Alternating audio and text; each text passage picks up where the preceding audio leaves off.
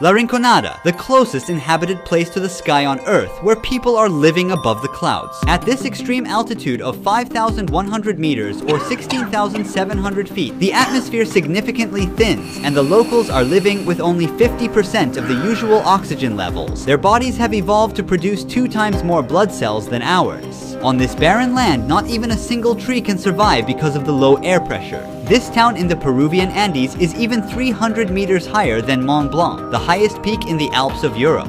Far from the modern world, it is a place where crime and danger are always nearby. People come to these harsh lands for only one reason: gold. About 50,000 people settled here among piles of trash, all dreaming of wealth. We are on the road to explore life in the world's highest settlement. Pull over. Yeah, pull over. Careful. Give me 2, please. 2 oxygens. Yeah. Please. Climbing above 2,000 meters in a day can trigger altitude sickness for someone used to sea level, but as of now we have already doubled that elevation level. Very deep. Headache, dizziness, and nausea are the first symptoms, followed by coughing. It may cause shortness of breath. Immediate help is crucial when rapidly progressing altitude sickness leads to fluid accumulation in the lungs. At high altitudes, the body loses about twice as much water through breathing, so it's important to keep hydrated. Look at the elevation here, friends. So that mountain is as high as that cloud. So we're gonna go above the clouds. Don't worry about us, we're fine. We're gonna inhale these as the altitude rises. Nothing happens to people from here. They have an adaptation to this situation. Atmosphere layer gets thinner and it makes it harder to inhale the oxygen. But we will get used to it. The place we're heading to is a mining town. Deadly chemicals like cyanide and mercury used in gold processing have contaminated the soil and agricultural water in the settlement. Before starting the journey, we also packed plenty of food and clean drinking water. We're born here. We are adapted to this elevation. The normal oxygen level in blood should be between 95 and 100%. Below 80%, vital organs become negatively affected. I'm trying to normalize my current 72% level with oxygen, but it's a temporary solution as we're going up higher every minute.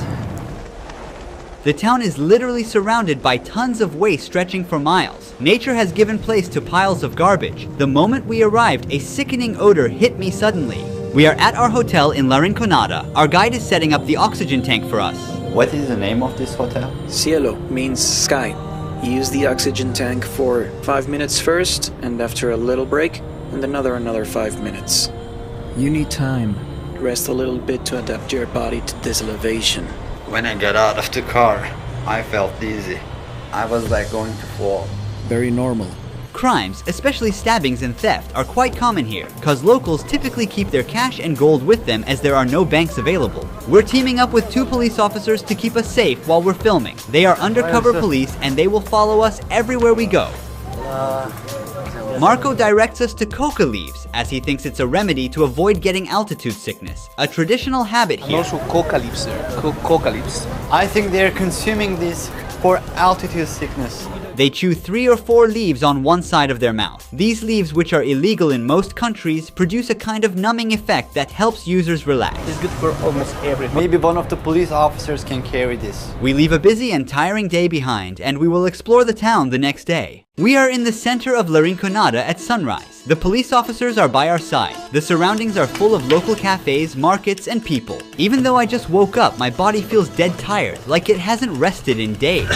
Walking is hard with the dizziness and nausea. The dry air gives me a sore throat and chapped lips. As the night gave way to daylight, piles of garbage in the side streets became more visible. Even though it's summer and we are close to the tropics, the ground is frozen. In this place where the nighttime temperatures drop to minus 10 degrees Celsius, people are living in metal shacks without electricity or heating. No kitchens or bathrooms in these houses, and thousands of people have to use the same public toilets and baths for their personal needs. Like a web over the town, these hoses carry water from the glaciers above to the center.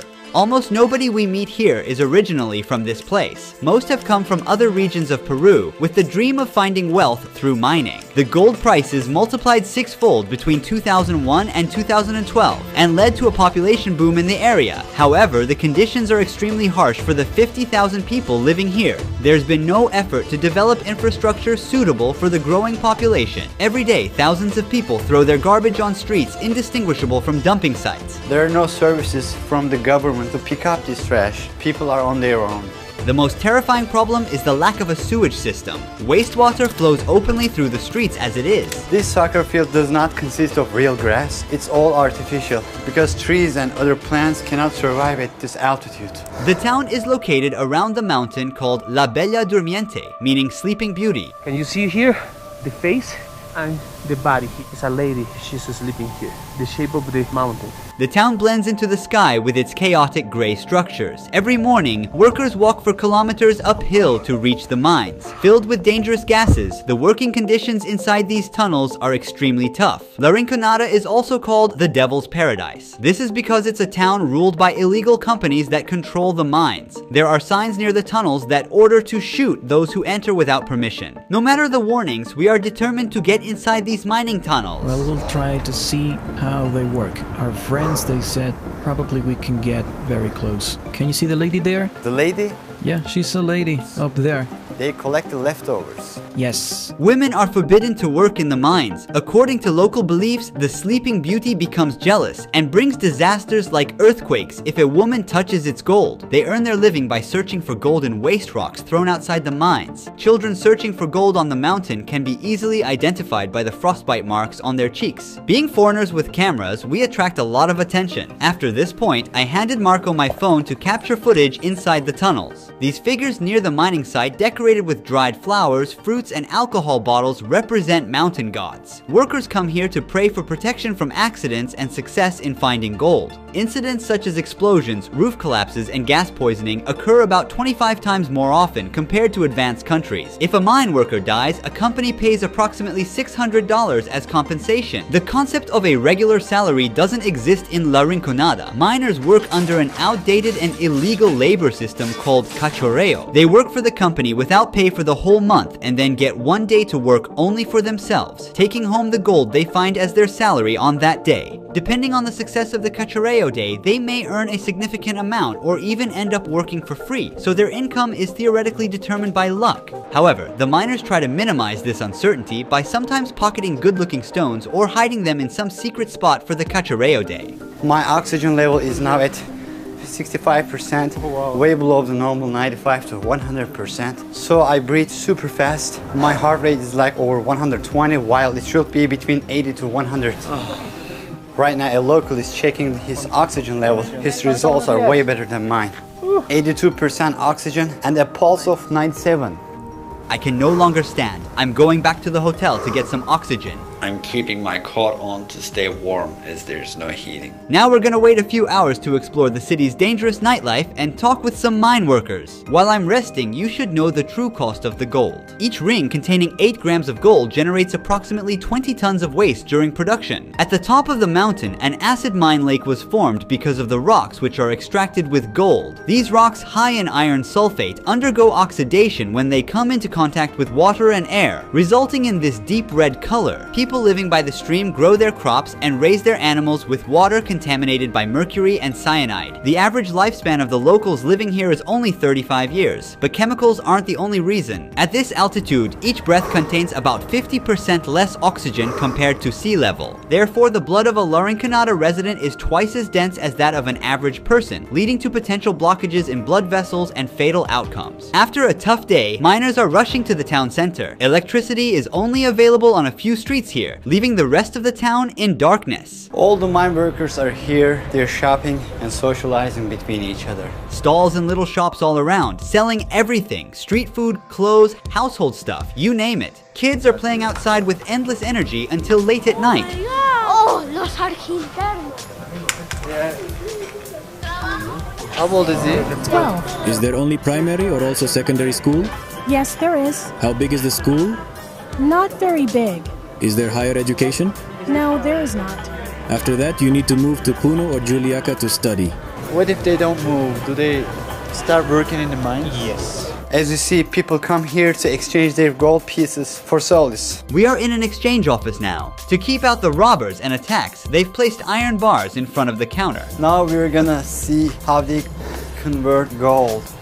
Let me catch my breath, man. The ore you see is the result of a worker's hard labor spent throughout the month. Right now, the gold is in an amalgam with mercury, and heat treatment will be applied with a blowtorch to separate the two metals. For every gram of gold, about 2 grams of mercury evaporate and mix into the atmosphere. What is the hardest part of doing this job? Transporting the material. Because remember, there are many bad people or robbers, and it's not really safe to transport. What does she like about La Rinconada? Mostly there's nothing good because, as you can see, everywhere is contaminated. Well, you can earn a good income. Above the national average. That's why people come here. Different herbal tea mixtures are also consumed to reduce symptoms like headaches and fatigue. We call emoliente. What is this made of? Water, different herbs, and syrup. It's really good. Try a little bit. It's heavy. It's too hard to drink. We can't go more far. To there is no more electricity, no more lights. And it's better to stop here. Most miners spend their hard-earned money on alcohol and nightlife on these streets. If the living and working conditions do not kill a person, then a knife or AIDS does. Nightclubs are the most dangerous spots in La Rinconada. In this street there are bars, nightclubs, and some companionship options for mine workers. We are at the center of human trafficking, robbery, and murder in La Rinconada. If you look there, you can see the lady. There are many people trying to buy a rose for the ladies here. According to Puno police, approximately 2,500 underage girls are being exploited in these places we just walked by. The town has only one police station, and the Peruvian government isn't putting in any effort to combat these crimes. Is there a jail here? No. We call Calabozo. There is like a place, a very small place. There's no hospital in the city, right? There is a tiny, very tiny clinic. Maybe 2, 3, 4 rooms max. We're now meeting with a miner who has spent 12 years working in La Rinconada. He also owns the only gym in the town. After a day of intense physical labor, miners continue sweating out. Ramiro is one of the few lucky miners. What is the largest amount of gold ore you ever found in grams? 200 grams. Oh wow, he found 300 grams in one piece. It's a lot of gold. Are you married? Yes, we have 3 children. They're in university. Do you advise your children to work in the mines? No, because it is very, very dangerous. They rob when the miners collect gold. How does elevation affect your body? Even though I'm from Puno, I have that problem. Puno is at 3,800 meters above sea level, so coming here at 5,000 meters above sea level, it starts to be challenging. Digestive issues at first, 3 days of suffering. How much money do mine workers make? Sometimes it goes up, down, down and up. One would earn more or less around 2,000 Peruvian soles and a little more. Your hands are so affected by working in the mines. I accidentally hit myself with a rock while trying to separate the mineral from the gold. So you're using a stone to crush, and then suddenly, bam, injuries, injuries, injuries, especially on this side when you're crushing. Are there any passed away mine workers? It's quite constant. The mine, many say, is for strong men. They don't mean strength in muscle size. Primarily, it's more about mental strength, about resilience, about mastering and considering the altitude. It's not so simple. We're 5,000 meters above sea level. Although the dream of coming to La Rinconada and finding a large gold ore may seem attractive from the outside, most miners and their families never achieve the financial comfort they desire. The Peruvian government has been silent for years about the illegal operations in gold mines and the abuse of workers. Despite all these conditions, people continue to seek the opportunity of a better life in the world's highest settlement. Thanks for watching. Don't forget to subscribe so you don't miss new documentaries. See you in the next video. Ruhi Chenet was here.